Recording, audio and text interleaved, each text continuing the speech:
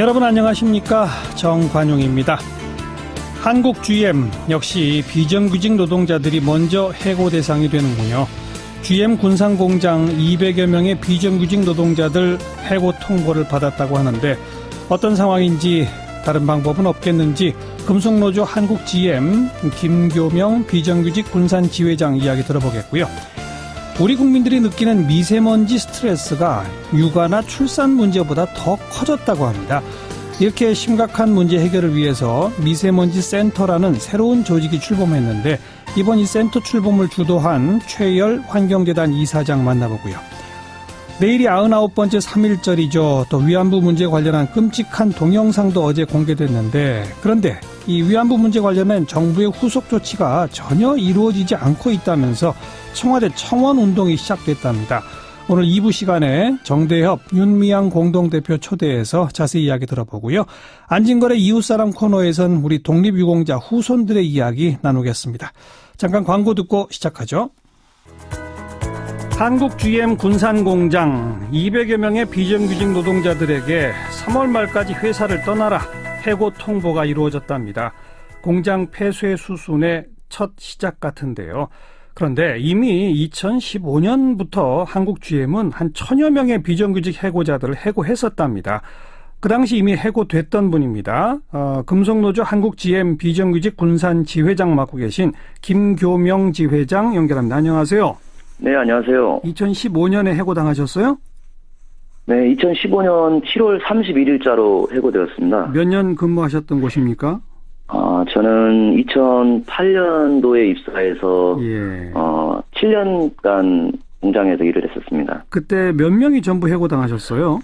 2015년에는 700명의 산하청 우리 비정규직들이 공장 안에 있었습니다. 예. 그 중에서 700명을 6월 30일 날 해고 예고 통보를 합니다. 전 비정규직들한테. 예.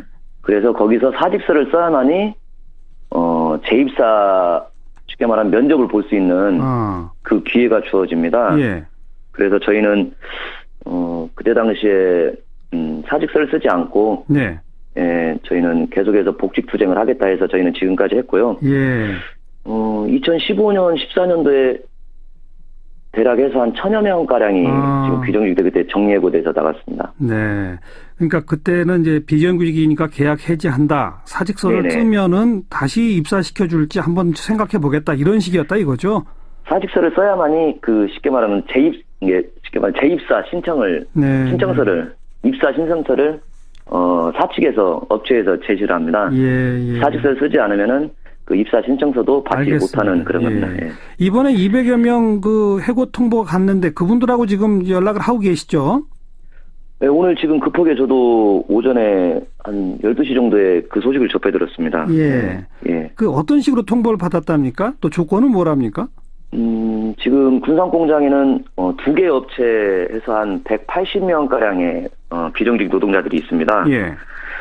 한 개 업체는 대정물류라는 회사는 26일 날 전체 직원들을 공장 안으로 들어해서 해고 예고 통지서를 보여주고 근로계약 해지 통지서에 서명하도록 그렇게 해서 그날 한 업체는 그날 끝난 것이죠. 어떻게 보면은 사직서를 쓴 거나 그러니까 서명들을 다 하셨대요? 네, 한 개 업체는 지금 오늘 그 해고 예고 통보서하고 근로계약 해지 통지서가 각 개인별로 지금 등기로 지금 집에 배달된 상태입니다. 네.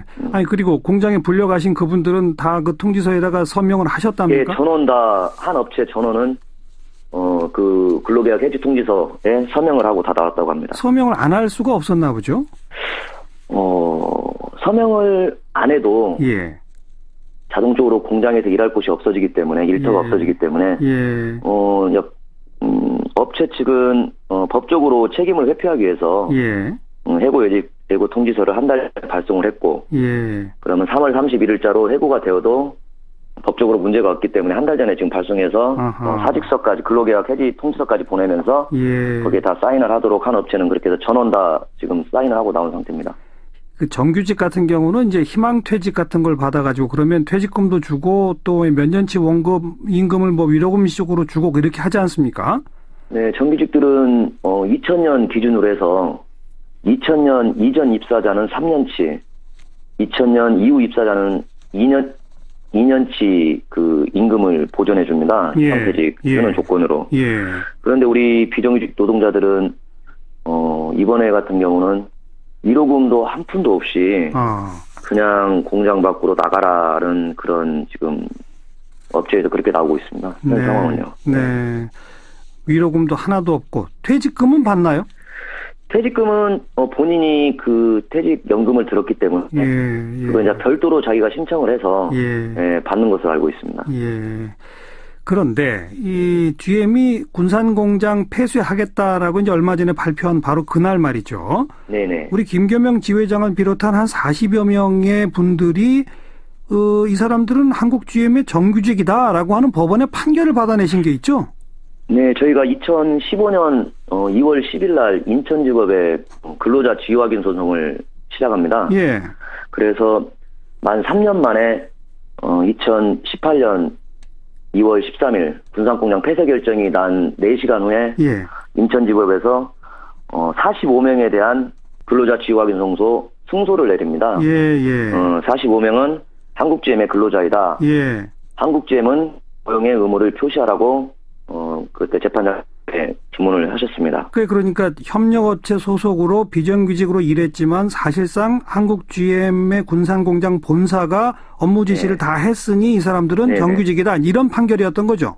네, 맞습니다. 지금 이번에 김교명에 대한 지금 해고 통지서도 그 지금 비정규직 노동자들이 2015년부터 15, 16, 17년 18년까지 지금까지 일을 했습니다. 2년이 지났기 때문에 보면은 해고 통보 날린 우리 비정규직 노동자들도 한국GM의 근로자가 맞습니다. 정규직이 되는 게 맞는 거죠. 그 법원의 판결 정신에 의하면. 아니 근데 김교명 지회장 같은 경우 그러니까 2015년 7월에 해고됐는데 해고되기 몇 달 전에 이 소송을 제기하셨던 거잖아요. 네, 저희가 그리고 그 판결이 지금 1심 판결이 이제서야 난 거죠. 그렇죠. 그러면 어떻게 되는 겁니까? 저희는 변호사님한 그때 자문을 했지만은 저희가 한국GM 원청인 한국GM 회사를 상대로 저희가 소송을 냈습니다. 군산공장을 상대로 소송을 낸 게 아니기 때문에 군산공장이 지금 이렇게 폐쇄 결정이 나왔지만은 어차피 창원하고 부평에 2개 공장이 지금 또 남아 있습니다. 보령도 엔진 공장이 있고요. 그래서 저희는 계속해서 한국GM 회사를 상대로 복직 투쟁을 계속해서 이어갈 그런 방향으로 잡고 있습니다. 그러니까 다른 그 부평이나 이런 데 공장이라도 복직시켜야 된다 이런 거로군요. 자, 그건 그렇고 아무튼 이미 그렇게 해고돼서 투쟁하고 계신 분들에다가 이번에 또 이제 200명 이렇게 더 추가가 되는 셈인데 앞으로 어떻게 하실랍니까? 짧게 한 말씀. 공장 안에는 아직도 창원이나 부평이나 한 2,500여 명의 가량의 비정규직 노동자들이 있습니다. 하지만 한국GM은 정규직으로 채용해도 지금 모자랄 판에 계속해서 업체를 폐업하고 비정규직들을 우선 해고하고 그러면서 정규직들까지 희망퇴직을 지금 받고 있습니다. 저희는 계속해서 비정규직 싸움에 앞장서서 싸울 것이고요. 한국GM의 이런 한국사법부를 무시하는 이런 형태를 계속해서 알릴 생각입니다. 알겠습니다. 진작에 정규직화 시켜야 되는데 그것도 안 하고 있다가 일방적 해고 말이 안 된다. 이 말씀 고맙습니다. 네, 고맙습니다. 금속노조 한국GM 비정규직 군산지회장 김교명 지회장이었습니다. 우리 국민들이 느끼는 미세먼지에 대한 스트레스가 육아나 출산 문제보다도 더 커졌답니다. 오늘도 뿌옇던 미세먼지가 비가 와서 그나마 좀 다행인데 이처럼 심각한 미세먼지 문제 해결을 위해서 어제 미세먼지 센터가 출범을 했습니다. 이번을 맡고 계십니다. 환경재단의 최열 이사장, 안녕하세요. 안녕하세요. 네. 미세먼지 센터 어떤 조직입니까? 어쨌든 지금 현재 우리 국민들이 가장 관심을 가지고 있는 부분이 건강이라고 생각하고요. 그 건강 중에서 미세먼지가 이제 압도적으로 1위가 됐습니다. 그래서 미세먼지 해결을 하기 위해서는 그 미세먼지 전문가들만 참여해서는 한계가 있다. 예. 그래서 각 분야에 있는 많은 사람들이 참여해서 해결을 하자. 예. 그래서 저희들이 각 분야에 있는 전문가들이 많이 참여하고 있습니다. 그 건강에 관해서 미세먼지가 압도적 1위가 됐다라는 게 그냥 최현희 이사장님의 그냥 일방적인 얘기가 아니라 어제 창립식에서 그 빅데이터 분석하시는 송기령 다음소프트 부사장이 발표를 했다면서요? 네, 어제 그 송기령 그 다음소프트 그 부사장이 발표를 했는데요. 그 2013년부터 2017년까지 5년간 각종 미디어를 통해서 5만 건의 빅데이터를 분석을 했어요. 분석을 했는데 우선은 미세먼지라는 단어가 그 늘어난 게 언제부터냐면 2013년에는 전체 19위였습니다. 19위. 그런데 그 다음에 14위가 되고 10위가 되고 작년에는 이제 6위가 됐어요. 6위가 됐는데 우리나라에서 지금 제일 관심이 있는 게 첫 번째가 교육이고요. 두 번째가 결혼이고 세 번째가 교통이에요. 그 다음에 이제 취업 문제와 노후 문제인데 이런 거 빼놓고 가장 급증한 게 지금 이제 미세먼지가 됐고요. 그 다음에 그 미세먼지와 연관되는 단어를 또 분석을 했더니요. 제일 먼저 나오는 게 아이가 나옵니다. 아이. 그 다음에 두 번째가 아기가 나와요. 같은 얘기네요. 네, 세 번째가 남편이고요. 그래서 그 아이가 나오는 가장 큰 원인은 건강 문제로 나오고요. 그래서 이 문제를 해결하기 위해서 그럼 어떻게 대처해야 되느냐. 그거에 대한 또 빅데이터 분석을 했더니 첫 번째 집에 있는다.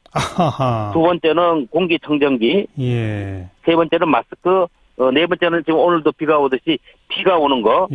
다섯 번째는 이제 미세먼지 그 현황을 알려주는 어플리케이션을 보는 거. 그다음 여섯 번째는 이제 바람인데요. 근데 이제 미세먼지에 대해서 그 가장 이제 많이 나타나는 게 뭐 기침이라든지 비염이라든지 후두염 이런 건데 실제로 그 이 미세먼지 때문에 우리 국민들의 가장 많이 그 불안해하는 게 우울증입니다. 우울증이요?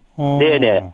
우울증이 2013년에 비해서 5년 사이에 22배 증가했어요. 그래요. 네네. 22배. 그리고 우울증에 의해서 이제 자살률이 또 증가하는 것도 구체적인 데이터가 나오고요. 그래서 우리 국민 중에 상당수 사람들이 이민을 가야 된다. 그런 식으로 나와 있고요. 그다음에 이제 건강에 대한 이슈는 그 3.11 일본 후쿠시마 사고 났을 때는 방사능이 제일 우로 올라갔는데 지금은 미세먼지가 이제 방사능보다 훨씬 무섭다. 그렇죠. 그런 식으로 지금 이제 바뀌고 있습니다. 그래서 결론을 말씀을 드리면은 어쨌든 이게 미세먼지가 심각한 건 다 아는데 이걸 어떻게 해결해야 되는가. 또 정부나 기업이나 시민들이 해결해야 될 구체적인 방법 이런 것에 대해서는 너무 혼재되어 있기 때문에요. 이런 걸 잘 정리해 나가는 게 미세먼지 센터에 해야 될 역할이 아닌가 이런 생각이 듭니다. 앞서 소개하셨습니다만 미세먼지 대책으로 그냥 집에 있는다, 공기청정기를 쓴다, 마스크를 한다. 이거 가지고 미세먼지 문제가 해결되는 게 아니죠. 미세먼지로부터 잠깐 피해 있는 거죠. 네, 그렇죠. 네네. 그래서 이제 저는 뭐 어쨌든 환경운동을 한 40년 하면서 느낀 거는 지금부터 30년 전에 88 서울 올림픽 할 때도 그 당시에 대기오염이 심각해가지고 그 마라톤 선수들이 한국에 와서 저기 기록이 안 나오기 때문에 뭐 보이콧 한다 그런 얘기가 나왔어요. 그래서 그때도 그 올림픽 기간 동안에는 서울을 비롯한 수도권에 자동차 홀짝계를 운영하고요. 공장 가동도 이제 제한하고 그래서 했는데 이게 30년이 지난 지금 상태에서는 옛날에는 이제 그 미세먼지보다는 연탄이라든지 이제 방가 시유에서 나오는 것 때문에 그 와이셔츠 같은 걸 하루 정도 입으면 이제 완전히 목이 까맣게 됐는데 지금 이제 그런 거는 이제 훨씬 옛날보다는 좋아졌습니다. 좋아졌는데 이제 초미세먼지가 이제 늘어나면서 초미세먼지는 1급 발암물질 아니에요. 그게 호흡기를 통해서 이제 혈관 속으로 들어가서 여러 가지 이제 질병을 나타내기 때문에 훨씬 더 이제 심하게 하게 된 거죠. 그래서 저는 30년 동안에 우리가 경제 성장은 그렇게 많이 했는데 우리가 숨쉬는 공기에 대한 질원 관리를 잘못해서 아주 최악의 상태가 됐기 때문에 저는 이제 이런 부분에 대한 노력이 경제의 논리로 풀어서는 안 된다. 그렇죠. 예를 들어서 우리 국민의 건강에 상당한 영향을 줄 때는 어떻든 긴급 발동을 해야 되거든요. 예. 긴급 발동을 한다는 거는 어떻든 화석연료, 석탄 화력발전소를 심각할 때는 다른 에너지로 전환을 시켜야 되고요. 예. 또 수도권 같은 경우에는 자동차 홀짝제. 예. 지난번에 이제 서울시에서는 관용차만 했는데 관용차는 그거는 뭐 해결책이 될 수가 없고요. 홀짝제도를 하고 그다음에 실제로 이제 가장 오염물질이 많이 나오는 중장비 이런 거 있죠. 네네. 그런 건 일반 자동차에 뭐 수십 배 이상 나오거든요. 아하. 그런 중장비에 대한 대책도 세워야 되고, 예. 그다음에 예. 자동차 그 타이어의 마모, 예. 그것도 이제 굉장히 영향을 주는데 자동차 타이어에 대한 기준을 훨씬 높여서 예. 재생 타이어 같은 걸 쓰면서 마모가 많이 되는 것은 이제 없애야죠. 않도록 예. 그렇게 해야 된다고 생각합니다. 지금 쭉 언급하신 거에다가 게다가 이제 국제적인 공조까지 또 해야 되잖아요. 네네네. 그렇게 되면 이거야말로 정부가 할 일인데 미세먼지 센터가 이걸 다 할 수 있을까요? 그렇죠. 정부가 해야 될 역할도 있는데 제가 작년 3월 서강대학에서 강연을 하다가요. 네. 학생 300명이 거의 다 기침을 하는 거예요. 그때 미세먼지가 심해서요. 예. 그래서 이제 저희들이 한국 정부와 중국 정부의 미세먼지 소송을 제기했습니다. 네. 제기를 해가지고 이제 했는데 한국 정부에서는 자기네들이 노력을 했기 때문에 네. 우리가 소송한 거에 대해서 기각을 해달라는 이제 그런 의견이 왔고요. 네. 저희들이 이제 4월 달부터는 정식 소송을 하거든요. 네. 소송을 하고 그다음에 이제 한국과 중국이 서로 어느 정도 나오는 거는 계절에 따라서도 다르고 또 기상 조건에 따라서 다르기 때문에 네. 이런 거는 훨씬 더 정확한 조사를 해야 되고요. 예. 또 우리가 노력하면서 중국에다 요청을 해야지 아하. 우리가 노력을 하지 않으면서 중국에서 온다는 말을 하는 거는 뭐 저는 바람직하지 않다고 봅니다. 예. 중국은 이제 시진핑 정부가 들어서면서 워낙 이제 국민들이 큰 피해를 보니까 네. 석탄 화력 발전소를 뭐 폐쇄한다든지 굉장히 빠르게 중국도 변화하고 있거든요. 그렇죠. 그래서 우리도 어쨌든 에너지 대책을 세움과 동시에 우리 국민들도 개개인이 노력할 수 있는 방법은 노력을 해야 된다고 생각합니다. 그러니까 우리 국민의 시민운동은 기본적으로 하고 동시에 우리 정부를 향해서도 소송까지 불사하면서 민간이 뭔가 노력을 하고 그러면서 중국 정부에 촉구하고 이런 것들을 미세먼지 센터가 앞으로 해나가시겠다 이 말씀이로군요. 네네. 그래서 결국은 국민이 그 수준이 높아져야지 정부의 정책도 바뀌고 선거 때도 그런 부분에 관심을 가지도록 하는 캠페인을 할 필요가 있지 않나 생각합니다. 네. 응원하고 동참하도록 합니다. 오늘 고맙습니다. 네. 네. 어제 발족한 미세먼지 센터의 공동대표 환경재단의 최열 이사장이었습니다. 윤태곤 실장 어서 오십시오. 네, 안녕하세요. 몇 번 짚은 문제긴 합니다만 선거가 얼마 안 남았는데 지금 지방의원, 광역의원 선거구 획정 아직 안 됐죠? 예. 모레부터 예비후보 등록이에요. 예. 선거는 한 3달 남았는데 아직 선거구 획정이 안 됐어요. 그 획정 시한도 이미 어긴 거고. 이미 어긴 정도가 아닙니다. 작년 12월 13일이 시한이에요. 하하. 지금 2달 반 정도 됐죠. 네. 국회가 공직선거법 개정을 통해서 광역의원 선거구, 의원 정수, 기초의원 정수를 정해야 하거든요. 네. 6개월 전까지. 그게 12월 13일인 거죠. 그렇죠. 기초의원은 우리가 기초자치단체에 딱 정해져 있지 않습니까? 무슨 구, 군 이런 식으로 그냥 큰 문제가 없어요. 광역의회가 문제인 게요. 지금 이 상황을 국회가 모르냐 다 알고 있습니다. 그런데 이제 광역의원 정수를 놓고 여야가 합의하지 못하고 있기 때문에 전국 정수가 있는 것이고 여야 모두 이걸 늘리자 줄이자는 말은 없는데 인구 변화에 따라 가지고 어느 곳이 늘면 다른 곳은 줄여야 되잖아요. 당연한 정수를 못 늘리면은. 이게 광역단체 내에서도 그렇고 광역단체끼리도 그렇습니다. 예컨대 제가 몇 가지 예를 들어보겠는데 세종시 행정중심 복합도시 이제 광역시의 지위를 가지고 있습니다. 그렇죠. 여기 인구 자꾸 늘잖아요. 급증하는 거죠. 2014년 지난 지방선거에 비하면 2배 정도 늘었습니다. 네. 그러면 시의원 숫자를 15명에서 22명으로 이것도 사실은 더 늘려야 되는데 22명으로 반 정도 늘리자 특별법 발의가 됐어요. 네. 이것은 별로 반대하는 사람이 없는데 그럼 다른 데를 줄여야 되잖아요. 근데 아무도 자기 지역은 안 줄이려고 하는 거죠. 그리고 광역단체 내에서도 문제인 게 예컨대 광주광역시의 경우에 북구하고 광산구는 인구가 늘어요. 네. 그럼 여기를 늘리고 인구가 감소한 동구를 줄이자. 네. 이러는 건데 동구에서는 우리가 이제 인구 9만 명이 됐다고 해가지고 시의원을 1명으로 줄이면은 10만 명 구는 2명 선출하는 게 형평성에 맞느냐. 네. 형평성에 안 맞을 수도 있는데 이게 어느 선에서는 잘라야 되는 거잖아요. 근데 결정을 못 하고 있다. 부딪히는 거죠. 그렇죠. 국회의원 선거구 획정 때도 똑같은 문제가 항상 벌어지잖아요. 도시하고 농촌 지역 조정 문제가 국회의원 선거에서 뜨거운 감자인데 그런데 이제 국회의원 선거는 관심이라도 높죠. 지방의회는 관심도 낮고 사실 뭐 우리 동네가 우리 구에서 갑인지 을인지 아시는 분이 정치권 관계자를 제외하고는 뭐 극히 드물죠. 거의 없죠. 자, 이런 식으로 계속 안 하고 있으면 어떻게 됩니까? 지금 이제 후보자들이 이러지도 못하고 저러지도 못하고 있는 겁니다. 여기서 선거운동을 하는데 이게 이제 바뀌어버릴 경우에 아니면 다른 지역이 우리 선거구가 될 수도 있고. 그렇죠. 선관위에서는 일단 내달 2일 이제 모레입니다. 현행 선거구대로 후보 등록을 받아주고 선거구가 변경되면은 다시 이제 변경 등록을 받아주겠다 이런 입장이긴 해요. 그 편법이죠. 편법이죠. 선관위는 이제 지방선거를 치르는 데는 문제가 없을 것이다. 제가 봐도 치르긴 치를 거예요. 항상 이래놓고 어떻게든 이제 막판 가면은 조정을 하긴 해왔죠. 네.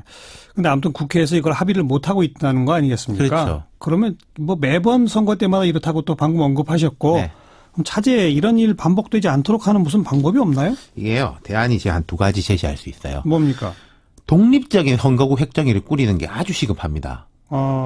이게 이제 말은 독립적이라고 해도 뭐 예를 들어서 민주당 추천 누구누구, 자유한국당 추천 누구누구 이런 식이면은 사실 당에서 지시받아가지고 나오시는 분들이거든요. 그러니까 추천 없이. 그러니까 추천을 아예 이제 국회 차원에서 뭐 한다든지 이런 식의 뭔가 방도를 만들어내야 될 거예요. 그리고 또 하나의 대안은 이건 100% 해결되는 건 아닌데 대선거구제로 하면은 상당 부분 해소가 됩니다. 이런 문제가. 이른바 이제 4인 선거구로 획정을 하면은. 그렇죠. 아까 같은 문제가 통당 이제 1인, 2인까지이기 때문인데 4인이 돼버리면은 조정에 대해서 유연성 있게 대처할 수 있고. 당연하죠. 방역 선거구화가 되는 거 아니겠습니까? 근데 4인 선거구제 반대하잖아요. 그렇죠. 예를 들어서 서울시에서 서울시 획정위에서 4인 선거구제를 쭉 만들었는데 민주당, 한국당 손을 잡고 이걸 엎어버렸거든요. 그러니까요. 그러니까 이렇게 되면은 또 막판에 가가지고 뭐 우리 2개 줄이고 뭐 니네 2개 줄이고 이런 식으로밖에 될 수 없는데 이게 좀 이슈가 돼야 돼요, 사실. 여러 번 저희 방송에서 언급했습니다만은 국민들은 사실 잘 모르거든요, 아직. 그러니까요. 아무튼 거대 두 정당이 자기 기득권 때문에 계속 반대하고 있는 이 4인 선거구. 이게 대안이다. 그렇습니다. 수고하셨어요. 감사합니다. 윤태권 실장이었습니다. 시사잡기 1부 마치겠습니다. 잠깐 뉴스 들으시고 7시 5분 2부에 다시 뵙죠.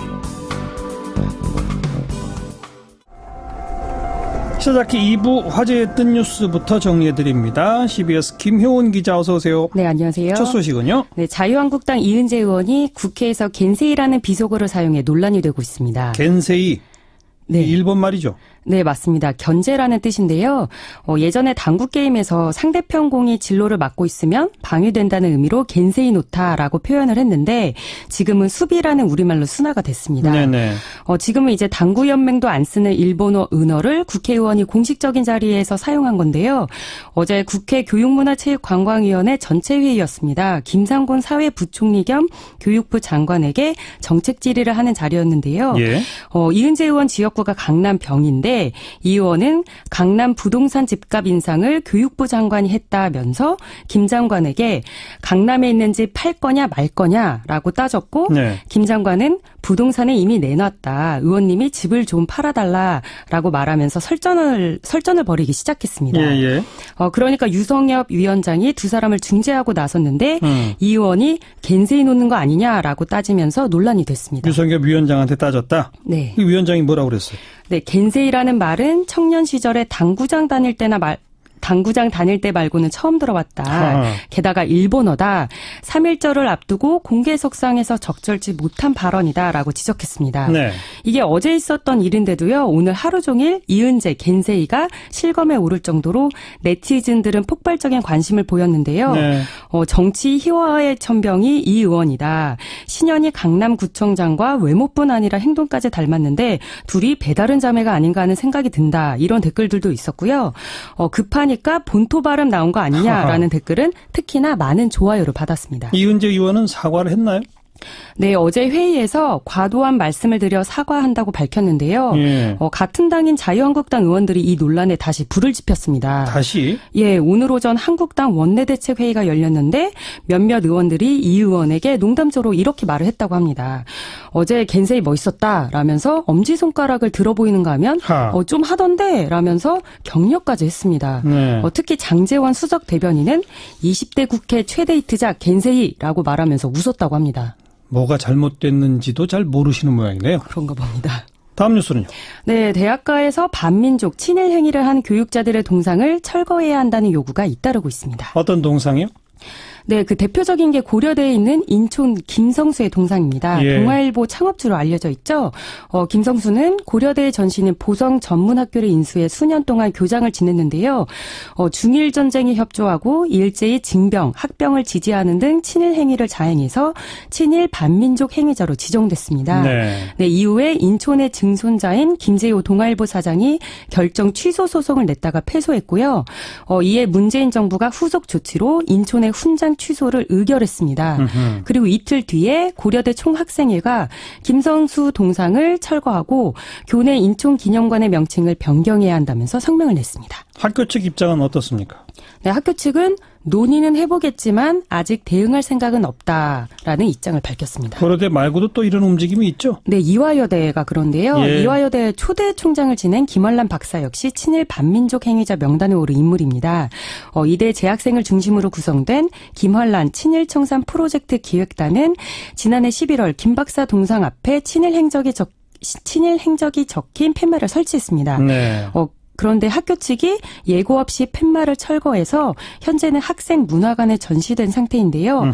개강 이후에 다시 팻말을 세울 예정이라고 합니다. 이에 대해서 학교 측은 동상 철거에 회의적인 입장을 보이고 있습니다. 학교 측은 계속 미온적이네요. 다음 소식은요. 네, 식당 예약을 해놓고 나타나지 않는 행위를 노쇼라고 하죠. 예. 예, 오늘부터 손님이 노쇼를 하면 위약금을 물게 됩니다. 아, 오늘부터 그게 시작돼요? 네, 이런 내용을 담은 소비자 분쟁 해결 기준 개정안이 오늘부터 시행에 들어갔다고 공정거래위원회가 밝혔습니다. 예. 예, 외식업 등에 대한 새 기준에 따르면 예약 시간이 1시간도 남지 않았을 때 취소하면 예약 보증금을 위약금으로 물어야 합니다. 예. 1시간 이전에 취소하면 물지 않아도 됩니다. 근데 강제력이 있는 거예요? 말 그대로 그냥 기준입니다. 만약에 소비자와 사업자 간 분쟁 해결이 안 돼서 법적 다툼으로 갔을 경우에는 이 내용이 합의, 권고의 기준이 되는 겁니다. 네. 그리고 이 기준에 대해서 네티즌 대부분이 예약은 약속이다라면서 환영을 했지만 그래야죠. 예, 식당은 이런 반응도 있었습니다. 식당은 예약 하루 전 취소에 대해서만 환불해야 한다. 미리 준비한 식재료는 어쩌란 말이냐. 그렇죠. 네, 이런 댓글도 있습니다. 1시간 이전에 취소하면 괜찮다는 거. 이게 문제다. 네. 맞는 얘기 같네요. 수고하셨어요. 네, 감사합니다. 김효은 기자였습니다. 내일이 제99주년 3.1절, 내년이면 꼭 100년이 되죠. 그런데도 일본군 위안부 문제 여전히 현재 진행형입니다. 최근에 정신대문제대책협의회가 청와대 청원을 시작했다고 그래요. 2015년 이른바 한일 일본군 위안부 문제에 대한 양국 정부 간 합의, 이 합의로 이제 문제가 해결 안 됐다. 정부가 그런 자세를 취했습니다만 후속 조치를 취하기로 했는데 아직 하나도 취하고 있지 않다. 바로 이런 내용입니다. 자, 정대협 윤미향 대표를 오늘 직접 스튜디오에 초대했습니다. 어서 오십시오. 네, 안녕하세요. 청와대 청원 언제부터 시작하셨어요? 지난 주말에 사실은 좀 시작을 했어요. 금요일 정도에 시작을 했는데요. 예. 아직 숫자는 그렇게 많지 않습니다만은 그래도 뭔가 시작하는 게 필요하다. 지금 이 시기에 목소리를 계속 내는 것이 이런 문제가 아직 해결되지 않았다는 것을 국민들에게 알리는 것이기 때문에 무엇보다도 정부에게 우리의 의지를 전달하는 게 필요해서 청원을 시작을 했습니다. 이게 20만 원을 넘겨야 이제 의무적으로 그렇죠. 청와대나 정부가 답변하게 되는 거잖아요. 네. 근데 아직 지금 별로 참여가 별로 없다? 네, 이제 약 1,200여 명 넘었어요. 1,200명? 네. 그건 좀 심한데요? 네, 많이 심합니다. 그런데 저희가 김보름 선수 국가대표 그 박탈하라는 하루 사이에 60만 명이랬는데 이 국민들이 이 문제에 너무 좀 생각 안 하고 계신 거 아니에요? 그래서 저희가 이런 운동을 27년간 사실은 해온 거잖아요. 네. 하면서도 계속 느끼는 건데 일본군 위안부 문제라든가 이런 것이 그러니까 감성적으로 다가서는 것은 금방 뭔가 여론도 올라가고 그런데 2015 한일 합의를 무효화해야 되고 왜 무효화해야 되느냐. 그것은 가해국의 제대로 된 인정 또 사죄 그리고 어떤 법적인 책임 이행을 통해서 피해자들의 명예와 인권이 회복될 수 있다라는 그러니까 약간의 어떤 인식이 필요한 것. 이런 문제에 있어서는 그냥 이렇게 눈으로 휘 보고 넘어갈 수 있는 것이 아니고는 쉽게 동조가 되지 않는. 조금 더 생각해봐야 네네네. 그런 성향이 있는 것 같기도 하고요. 그리고 지금 이제 이 문재인 정부 들어선 후에 그 재검토하기로 무슨 태스크포스 만들어서 외교부에서 해가지고 외교부가 입장 발표한 게 언제였죠? 그게 12월 27일 날, 그러니까 2017년 12월 27일, 그러니까 한일 합의가 발표된 지 2년을 딱 하루 앞둔 날, 그 TF팀 발표가 있었고요. 그게 다 국민들의 공분을 샀잖아요. 그러니까 TF팀 발표를 통해서 이건 피해자 중심주의가 아니었을 뿐더러 절차에서 그리고 내용에서도 범죄라는 것도 인정되지도 않았고 또 뿐만 아니라 이면 합의가 존재해서 그 윤병세 외교장관이 당시에 국회에서조차도 이면 합의 그런 거 없었다라고 했지만 결국은 사실로 드러났고 그렇죠. 소녀상을 철거하겠다고 약속했다라는 것 뭐 불가역적인 해결이 거꾸로 처음에는 한국 정부가 얘기했다가 나중에 일본에게 오히려 이용당한 그런 거였다는 거 다 드러났잖아요. 그렇죠. 심지어는 그걸 반대하면 정대협을 설득하라는 내용도 이면 합의의 합의로 있었다라는 이런 것도 드러나게 됐고요. 그래서 국민적인 공분을 샀죠. 근데 그 공분 뒤에 바로 문재인 대통령이 뭐라고 이야기를 했냐면은 그 TF팀 결과를 통해서 확인된 건 역시 어떤 진실과 정의에 위배되는 그런 합의였다. 절차상으로도 내용상으로도. 그렇죠. 그래서 피해자에게 사과를 했고요. 관련 부처에게 후속 조치를 마련할 것을 이야기를 합니다. 지시했죠. 네. 그 전제가 뭐였냐면은 국가 간의 약속이기 때문에 다소 어려움이 있다 할지라도 하지만 그 발언에는 국가 간의 약속이기 때문에 어려움이 있을지라도 후속 조치를 마련하라라고 하는 것에 더 중요한 지점이 실려 있어야 되는데 그렇죠.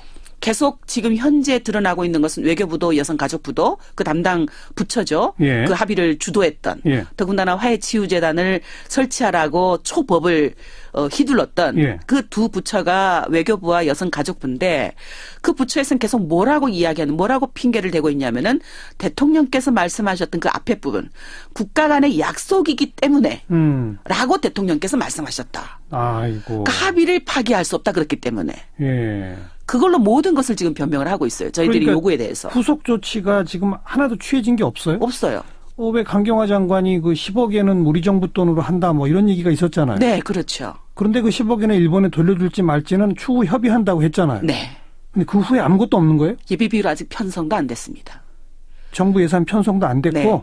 저희 관련 화해치유재단은 지금도 활동합니까? 여전히 활동은 안 해요. 근데 사무실도 있고 직원들이 한 달에 저희가 조사를 좀 해보니까 한 달에 인건비가 1,600만 원, 그다음에 사무실 운영비가 한 300만 원, 그 외 기타 운영비 등등해서 약 2,3천만 원이 매월 지출이 되고 있어요. 아무 일도 하지 않는데. 일도 안 하는데? 네.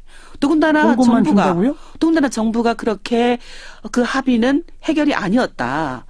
그리고 관계 부처에게 후속 조치를 강구하라라고 얘기를 했고 올해 1월 7일이죠. 강경화 외교부 장관이 뭐라고 이야기를 했냐면은 앞으로 한국 정부는 피해자들의 명예와 인권 회복을 위해서 모든 노력을 다해갈 것이다. 그 합의가 해결이 아니라고 얘기를 하시면서 그리고 화해치유재단 문제는 관련 부처가 여성가족부가 그 법인을 인허해줬기 때문에 관련 부처가 피해자들과 관련 단체 국민들 등의 여론을 광범위하게 수렴해서 후속 조치를 강구할 것이다. 라고 했거든요. 할 것이다라고만 하고 아직은 없다. 네, 없습니다. 예비비 편성도 안 됐고, 일본과 협의도 안 하고 있고, 그 과정에서 예비비 광범위한 편성을 의사 편성도 안 되고 그 예비비 편성을 외교부가 할 것이냐 신청할 것이냐 여가부가 신청할 것이냐라는 것까지도 서로 책임을 공방하면서 외교부는 뭐 예를 들면 일본과 계속 외교를 해야 되기 때문에 그 10억엔을 외교부가 예비비로 편성하기는 좀 어렵다. 그러니까 여가부가 하라.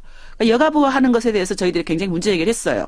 왜냐하면 여가부가 그 예비비를 편성한다는 얘기는 이것을 일본에 돌려주기 위한 돈이 아니라 피해자들에게 어떤 그 치료 사업이라든가 위로와 어떤 관련단 기념 사업을 한다라든가 네. 이런 사업비로 쓰기 위해서 마련된다라고 오해받을 수 있다. 아이고. 그러므로 여가부에서 예비비를 편성하는 건 맞지 않다. 10억 원을 편성하는 건 맞지 않다.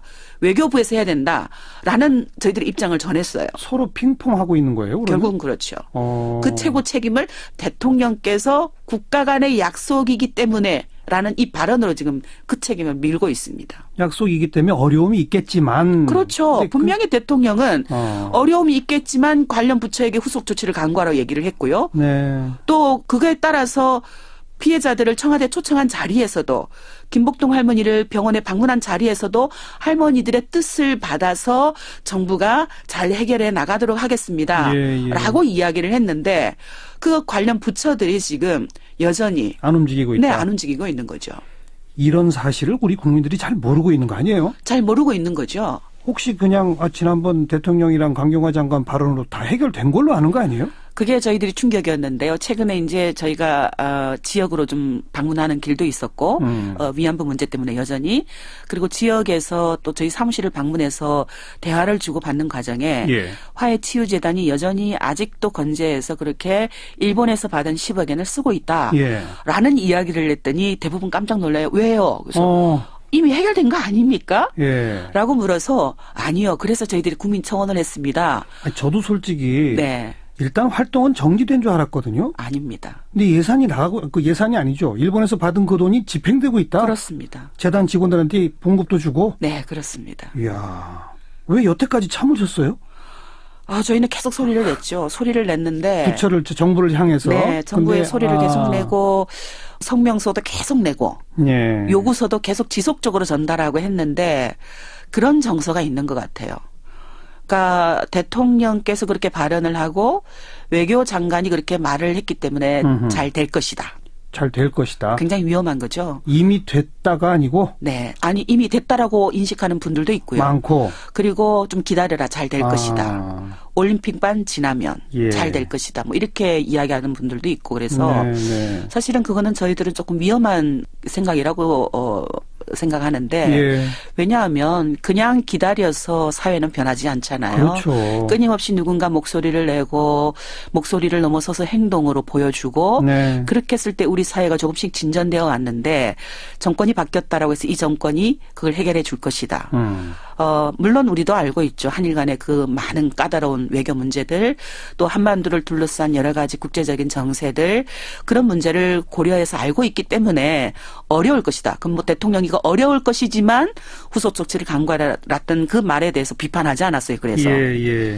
그런데 그걸로 인해서 계속 지금 유엔에서도 또 국제사회에서도 일본군 성노예 문제가 제기될 때마다 일본이 계속 뭐라고 이야기하냐면은 그건 합의를 위반한 것이다. 그렇죠. 라고 이야기하고 있거든요. 이미 해결됐다라고 그렇죠. 하고. 그러니까 이런 차원에서는 한국 정부가 명확하고 선명하게 그 한일 합의는 해결이 아니었고 그럼 우리는 이 합의를 파기한다. 네. 다시 일본 정부는 범죄를 인정하고 진실을 규명해야 된다.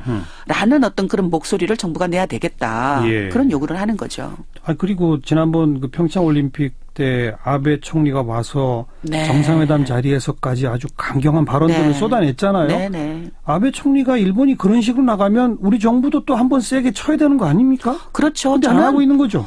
저는 우리 정부가 그렇게 세게 나간다라고 해서 국제사회가 아베 편을 든다고 절대 생각 안 합니다. 전혀 아니죠. 그렇죠. 예, 오히려 그런 한국 정부를 지지할 것이라고 보고요. 그럴수록 일본 정부에 대한 그 뭐랄까 비판이라 그럴까요? 지탄이 더 높아갈 것이라고 생각해요. 네.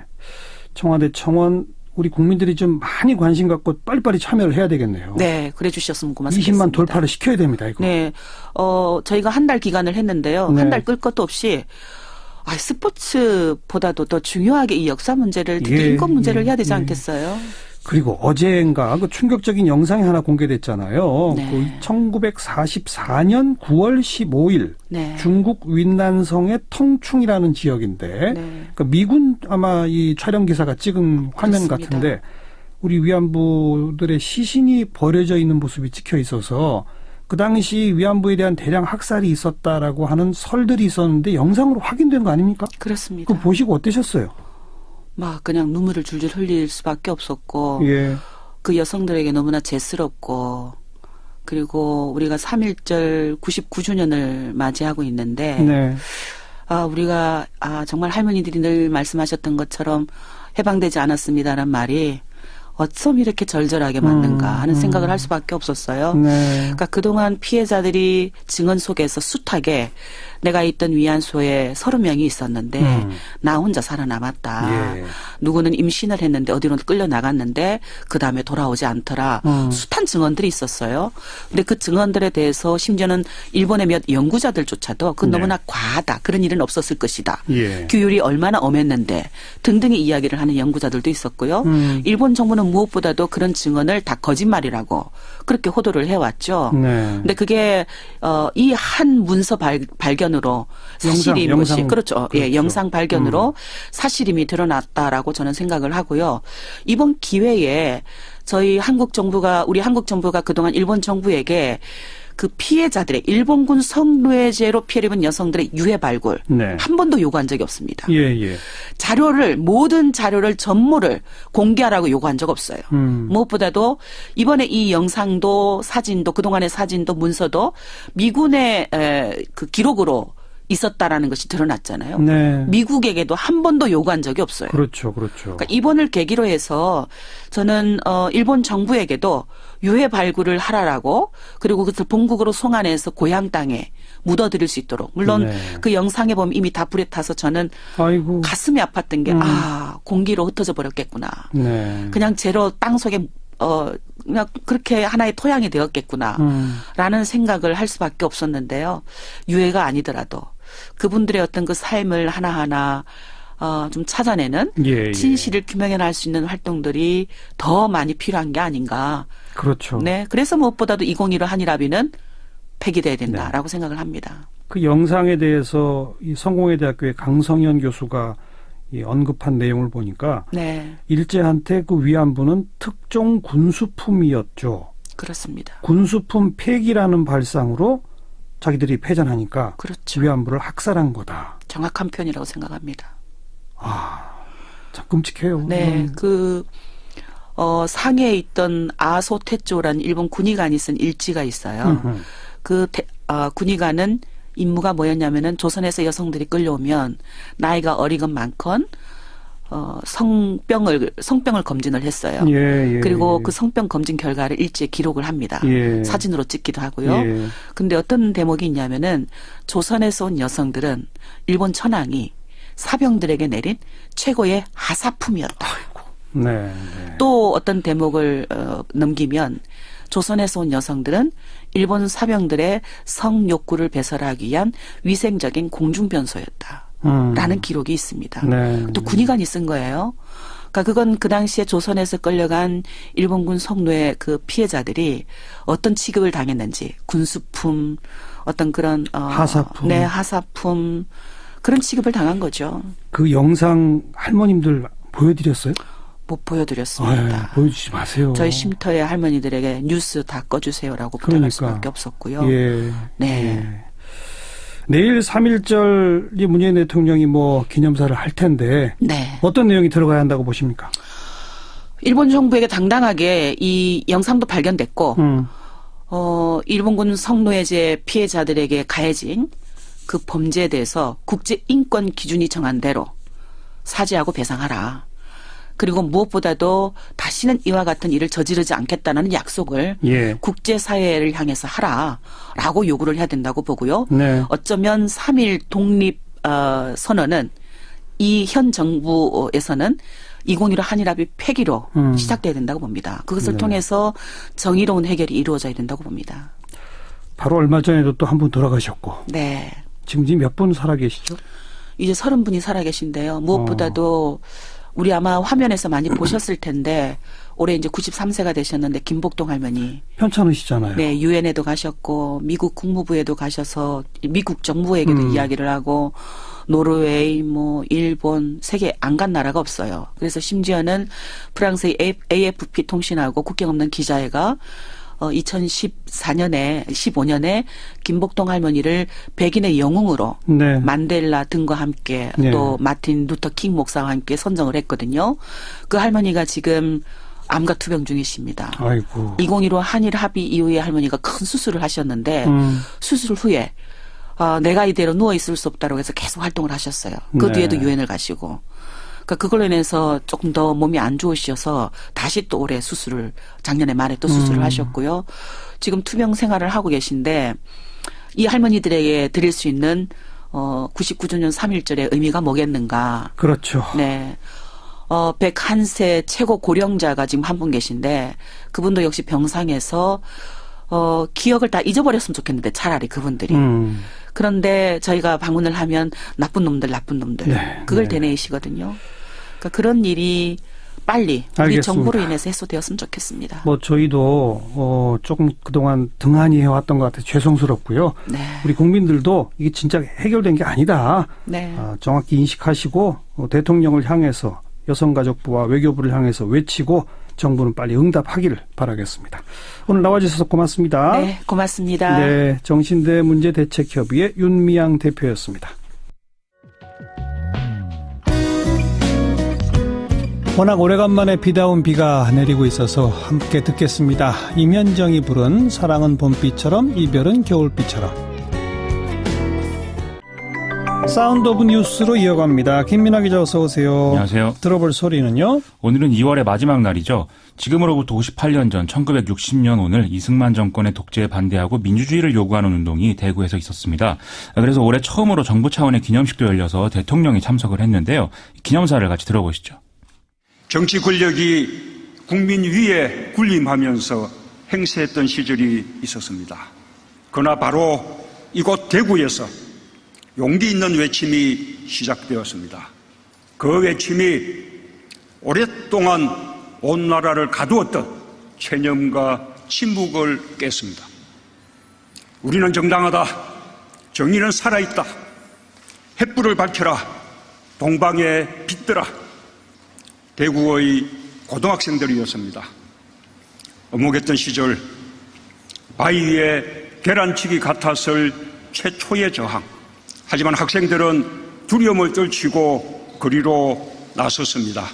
당시 한 신문은 청당에서 만나자 이렇게 결연한 악수를 나누고 헤어진 학생 대표들의 모습을 전하기도 했습니다.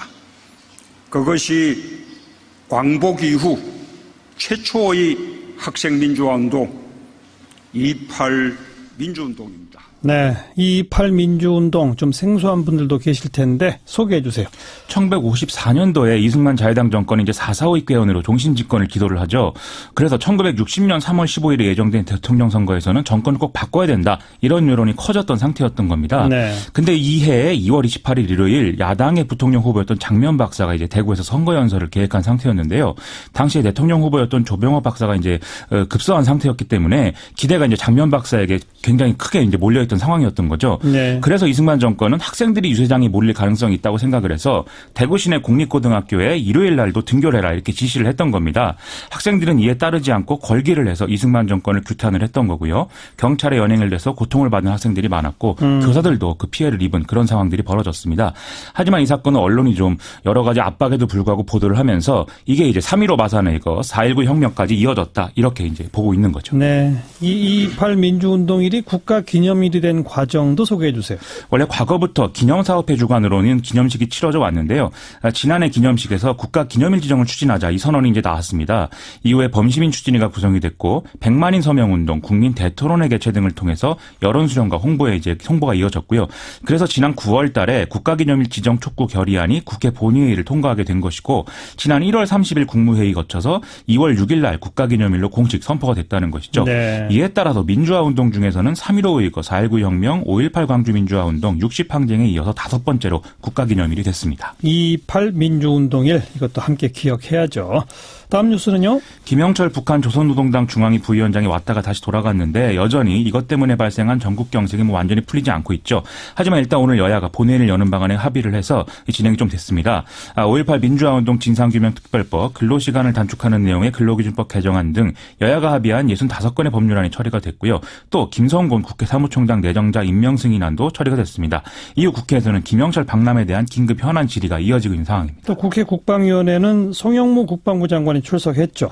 그렇습니다. 여당 소속 위원들은 불참한 가운데 야당 위원들로만 이제 열렸는데 자유한국당 등 야당은 크게 두 가지에 대해서 송영무 국방부 장관에게 질의를 했습니다. 뭡니까? 첫 번째로 김영철이 천안함 폭침의 주범이 맞는지 아닌지 얘기해봐라라는 거였고요. 둘째는 방남 당시에 통일대교가 아닌 육군 1사단 관할 전진교로 이 김영철 일행이 우회한 것에 대해서 어떻게 된 거냐 이렇게 물어본 것입니다. 송영무 장관은 천안함 사건은 북한 소행으로 믿고 있다라면서 김영철이 총지휘했을 것으로 추정할 수 있다. 이 점을 인정을 했는데 다만 이걸 확인할 방법은 없다 이렇게 얘기를 했거든요. 그러면서 당시에도 확인되지 않았다 이렇게 기록이 남아있는 거다 이렇게 또 설명을 하기도 했습니다. 전진교로 간 문제에 대해서는 실질적으로 여기가 민간인이 이용하는 도로로 성격이 좀 많이 바뀌어 있는 상태라면서 군사지역 노출 우려를 할 정도 아니다 이렇게 분명히 밝혔는데요. 또 전진교로 우회할 것을 결정할 당시에 국방부가 배제된 채로 논의가 됐다라는 중앙일보 등의 보도에 대해서는 그건 이제 추측 보도에 불과하다 이렇게 또 해명하기도 했습니다. 네, 다음 뉴스는요. 이명박 전 대통령 측이 중견기업 대보그룹으로부터 수억 원대 불법 자금을 건네받은 정황을 검찰이 포착해서 수사에 나섰다고 하는데요.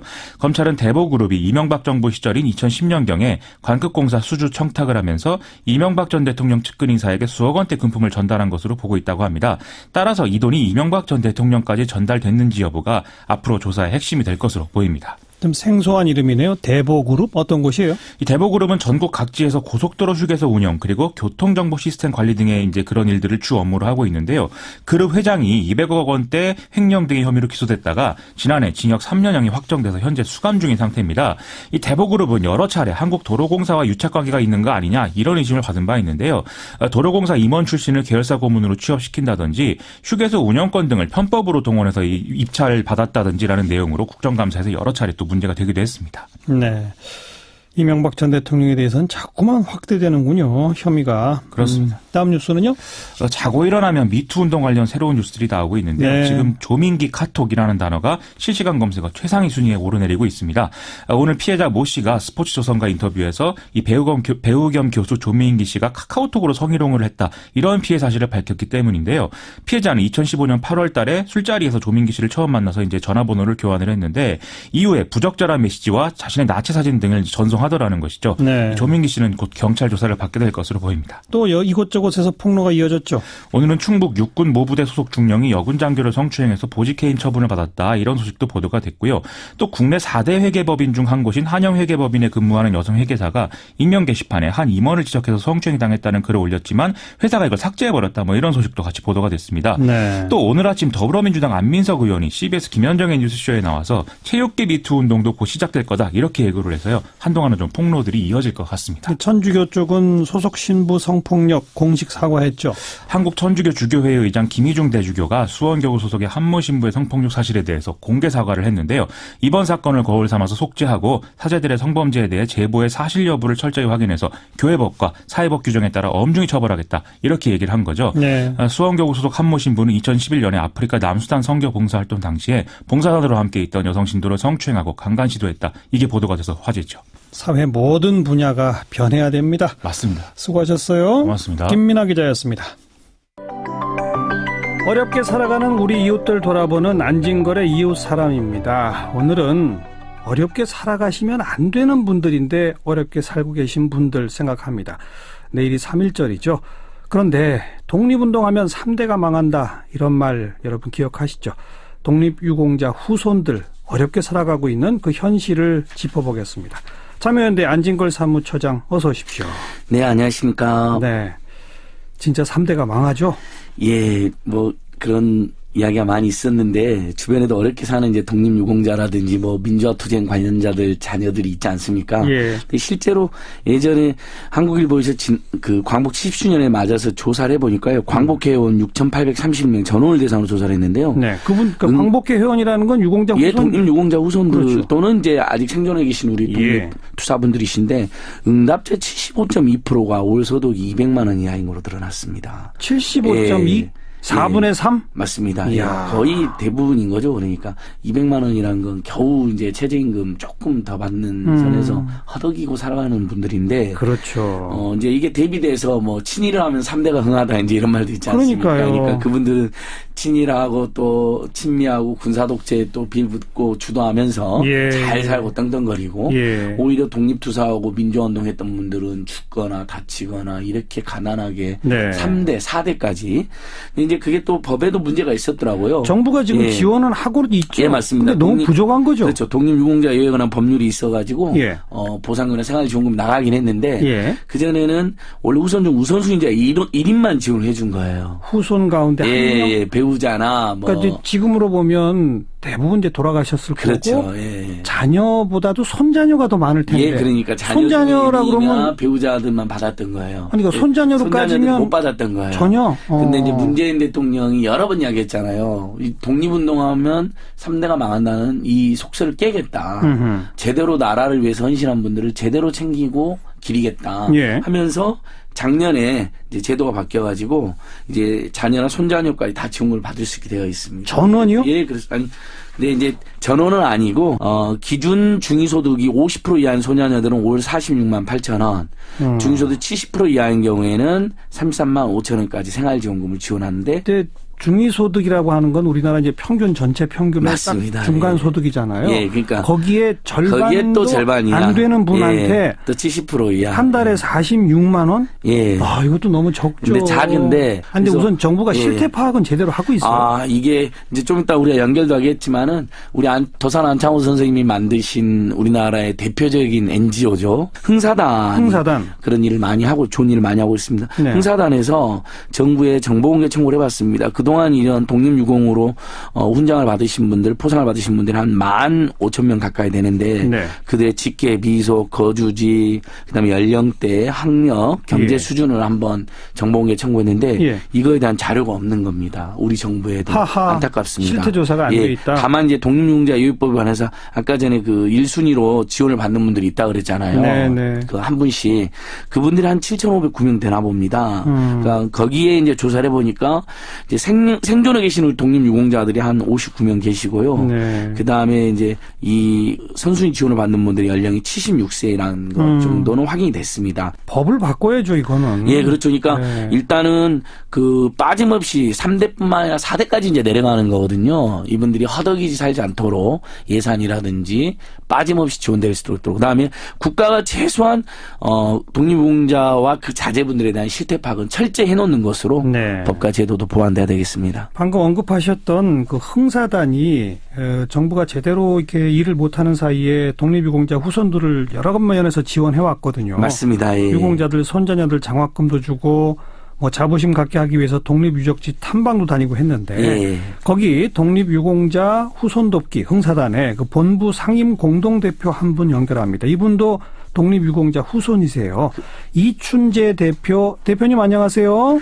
네, 안녕하세요. 예. 어떤 반갑습니다. 독립유공자 후손이시라고요? 네, 그렇습니다. 네, 저희 외할아버지가 독립운동 하셨고요. 예. 저는 손주입니다. 네. 외할아버님?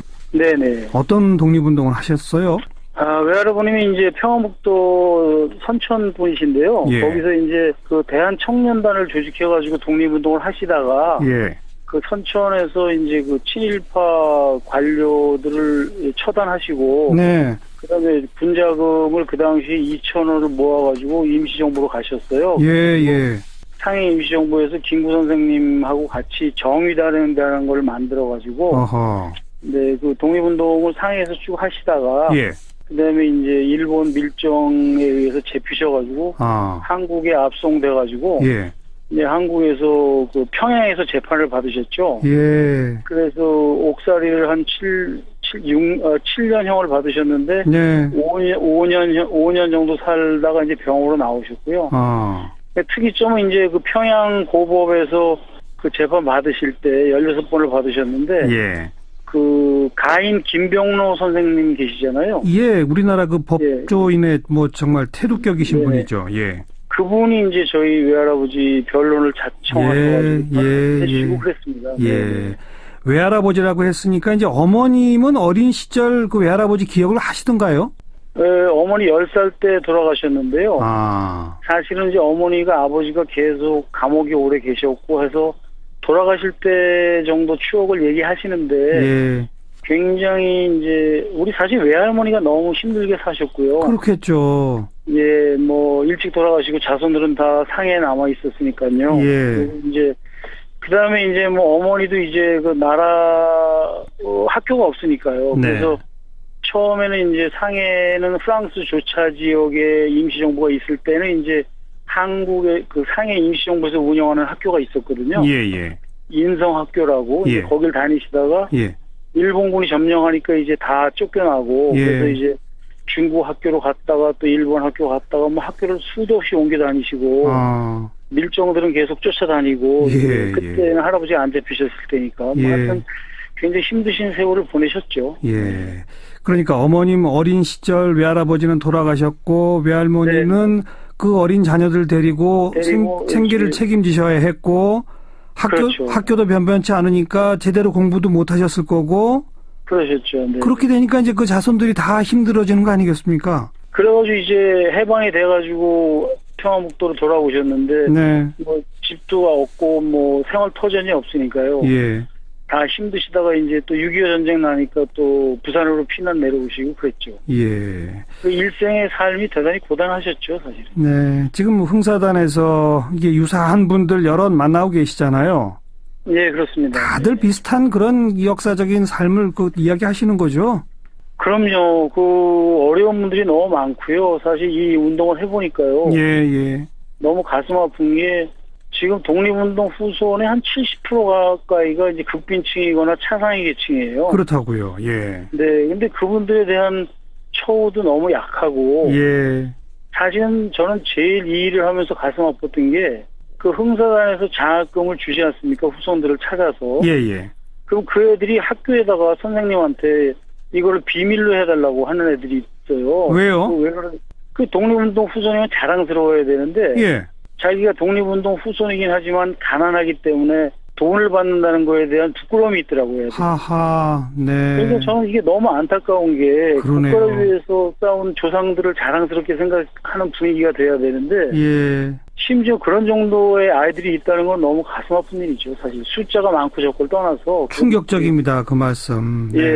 그 싫어합니다. 이것들이. 예. 그리고 이 해방 직후에 우리가 이분들을 제대로 챙기지 못해가지고 독립유공자라고 하는 거를 다 입증받아서 정식 등록되고 지원을 받기 시작하고 뭐 이렇게 된 것도 사실 그리 오랜 전 일이 아니지 않습니까? 그렇죠. 뭐 오랜 세월 되지 않았죠. 네. 그러다 보니까 그 수십 년의 그 공백 기간 동안 이분들이 뭔가 좀 생활 터전의 기반을 잡을 만한 그런 기회를 다 놓치신 거죠. 다 놓친 거죠. 그러니까 그분들이 그야말로 요즘으로 얘기하면 신분 상승의 기회가 없는 거죠. 왜냐하면 그렇죠. 독립유공 후손의 70%가 고졸이거든요. 예. 그러니까 뭐 대학도 못 가고, 그러니까 이 사회에서 변변한 직업을 갖기도 대단히 힘들고. 네. 이건 정말 국가가 저는 이렇게 하면 안 된다고 생각합니다. 너무 안타깝습니다. 어떻게 해야 합니까? 정부, 국가는? 저는 제일 문제는 독립운동하신 분들이 한 15만 명 정도 된다고 하거든요. 네네.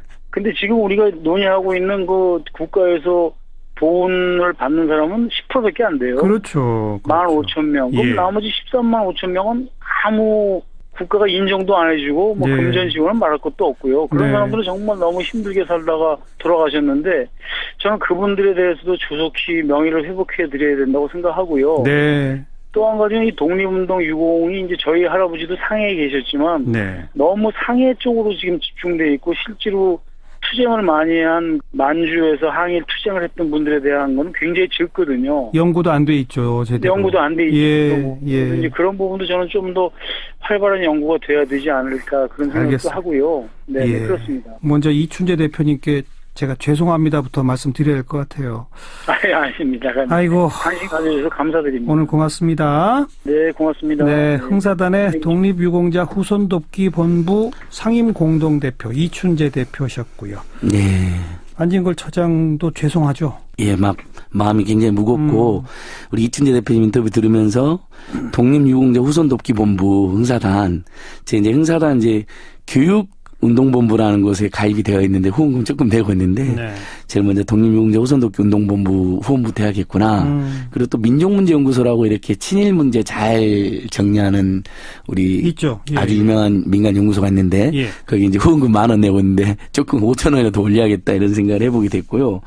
그 다음에 국회의원들하고 시민단체들이 법 개정과 예산 확대에 더 나서야겠다. 네. 지금 마지막 말씀 중에 두 가지가 가장 지금 슬프잖아요. 자녀들이 이걸 숨기고 있다. 그러니까 너무너무 비참하고 가난하게 살고 있는 것을 그러지 않도록 오히려 자랑이 되고 경제가 될 수 있도록 또 생활이 어렵지 않도록 직간접적인 여러 지원을 해야겠다는 생각이 들고 네. 두 번째로는 너무나 많은 독립유공자들과 희생자들이 있었는데 거기에 대한 기록이 전혀 안 돼 있고 발굴도 안 돼 있고 그렇죠. 뭐 아까 이제 상해 말고 또 만주라든지 연해주 예. 그쪽에서는 또 직접 항일 무장투쟁하신 계열도 예. 많이 있거든요. 예. 뭐 사회주의 계열도 많이 있었고 예. 그분들은 상대적으로 지금 거의 조명이 안 된 분들도 많이 있는데 철저한 기록과 발굴 네. 이런 부분을 국가와 정부와 시민사회가 계속 이어나가겠다는 생각이 들었습니다. 또 이분들에 대한 지원 지금보다 예. 훨씬 대폭 그렇죠. 상향할 수 예. 있어야죠. 그리고 기록, 예. 발굴, 그 다음에 역사적 의미 부여, 그 다음에 후손들이라든지 그 실제로 이 투쟁에 나섰던 분들에 대한 철저한 네. 우리 후손들의 유지를 개선하는 거. 저는 그러니까 계속 그 생각이 들더라고요. 이걸 준비하면서 이분들에게 우리가 재정적 지원이라는 이걸 최대한 늘리는 것과 동시에 네. 사실 진짜 바라는 건 무엇이었을까. 이분들이 정말 꿈꿨던 자유와 인권과 평등과 평화 넘치는 대한민국 통일된 조국 이런 걸 바라는 게 아니실까. 그렇죠. 거기에 대한 다짐도 많이 해보게 되네요. 예. 사실 해방 직후에 우리가 했어야 할 일을 안 했기 때문에 그렇습니다. 수십 년 동안 안 했기 때문에 솔직히 지금부터 시작한다고 해서 이 15만 명을 완벽하게 다 발굴하고 그 후손들을 전부 찾아서 기록으로 남기고 그분들한테 지금보다 대폭 상향된 지원금을 드릴 수 있는 것 저는 불가능하다고 생각합니다. 이미 늦어버렸고. 불가능하지만 조금씩이라도 맞습니다. 우리 정부는 하고 있습니다. 이게 중요한 거죠. 그러니까 이미 늦어버렸고 많은 기록이 소실됐을 수도 있는데 네. 그래도 지금부터라도 끝까지 하겠다라는 그러니까. 저는 각오와 다짐이 굉장히 중요한 것 같고 뭐 예를 들면 해방 후에 반민특위가 강제로 해산되는 그런 아픔도 있었고 아직도 뭐 친일 잔재가 많이 남아 있고 뭐 대학가라든지 이런 공적 공간에 친일 반민족 행장의 동상이 버젓이 있는 나라입니다. 저는 이것부터 철거를 해야 된다고 생각해요. 아니면 100번을 양보해서 자기들 선산으로 가져갖고 설치하면 되잖아요. 왜 국민들이 후손들이 보고 있는 그 공적 공간이나 대학이라는 중요한 공간에 학교라는 공간에 친일파의 동상이 여전히 멀쩡히 있는 것인지 이런 부분부터 전체적으로 좀 우리 사회의 역사 정의와 민족 정의 바로잡는 작업. 그래서 독립운동가 후손은 3대뿐만 아니라 4대, 5대도 긍지와 보람 속에서 떳떳하게 살아간다. 이걸 우리가 반드시 해보게 해야 될 것 같습니다. 안진걸의 이웃사람 코너 하면서 오늘처럼 좀 마음이 무겁고 참 죄스러울 때가 처음이네요. 그러게요. 내년이 또 임시정부 수립 100주년이거든요. 아니, 3.1절 100주년이고. 그러니까 정말 중요한 올해 내년인 것 같거든요. 1년에 단 몇 명씩이라도 우리 꼭 찾아내서 하겠다. 이거는 뭐 100년, 200년이라도 해나가겠다. 이런 의지라도 좀 밝혔으면 좋겠네요. 수고하셨습니다. 고맙습니다. 참여연대 안진걸 사무처장이었습니다. 시사잡기 오늘 여기까지입니다. 내일 다시 뵙죠. 안녕히 계십시오.